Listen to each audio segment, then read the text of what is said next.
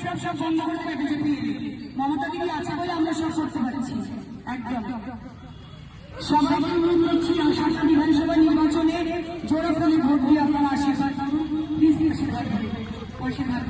আমি যাতে বিধায়ক হিসেবে আগামীতে আমার কাজ চালিয়ে যেতে পারি।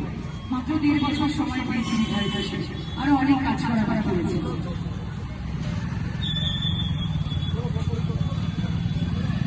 নমস্কার, আমি সায়ন্তিকা, আপনাদের বিধায়ক, আসন্ন বিধানসভা নির্বাচনে তৃণমূল কংগ্রেসের প্রার্থী। সবাই কাছে